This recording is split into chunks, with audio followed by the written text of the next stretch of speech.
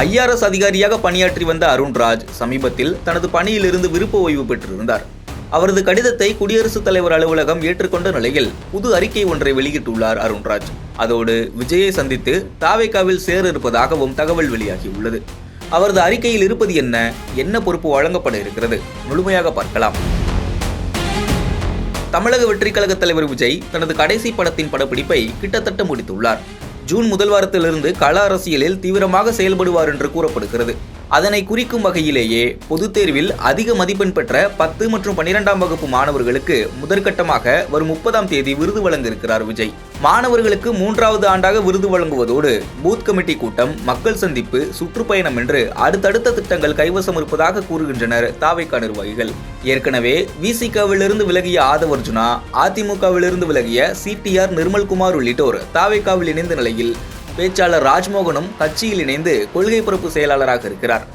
இன்னும் பலர் விஜய் கட்சியில் இணைய ஆர்வம் காட்டி வருவதாக கூறப்படுகிறது.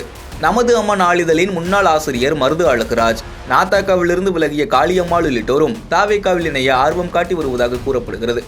இதில் மருது அழகுராஜ் விஜயை வரவேற்று பல இடங்களில் பேசி வருகிறார். இந்நிலையில்தான் விஜய் கட்சி தொடங்கியது முதலே அவருக்கு ஆலோசனை வழங்கி வந்த ஐஆர்எஸ் அதிகாரி அருண்ராஜ் அதிகாரப்பூர்வமாக தாவேகாவில் இணைய இருப்பதாக தகவல் வெளியானது. அதற்கேற்றபடி விருப்ப ஓய்வு கேட்டு குடியரசுத் தலைவருக்கு கடிதம் எழுதியுள்ளார் அருண்ராஜ். குடியரசுத் தலைவர் அலுவலகமும் அருண்ராஜின் கடிதத்தை ஏற்று அவரை பணியிலிருந்து விடுவித்தது. இந்நிலையில்தான் தனது பணிகள் அனைத்தையும் ஒப்படைத்து விட்டதாக எ நியூ பிகினிங் என்ற அறிக்கை வெளியிட்டுள்ளார் அருண்ராஜ். எக்ஸ் தளத்தில் வெளியான அவரது அறிக்கையில், எனது பணிகள் அனைத்தையும் ஒப்படைத்திருக்கிறேன். மருத்துவராக, ஐஆர்எஸ் அதிகாரியாக 20 ஆண்டுகளுக்கு மேலாக அரசு பணியில் உழைத்திருக்கிறேன். உணர்ச்சி பூர்வமான தருணமாக இருக்கிறது. என்னுடன் பணியாற்றி ஊக்கப்படுத்திய சகாக்கள், சீனியர்களுக்கு நன்றி. முழுமையான நிறைவோடு ஐஆர்எஸ் பணியிலிருந்து விலகுகிறேன். Miles to go before I sleep என்று குறிப்பிட்டுள்ளார். பணியை ஒப்படைத்து விட்டதால் விரைவில் தாவேகா தலைவர் விஜயை சந்தித்து கட்சியில் இணைய இருப்பதாக கூறுகின்றனர் விவரம் அறிந்தவர்கள்.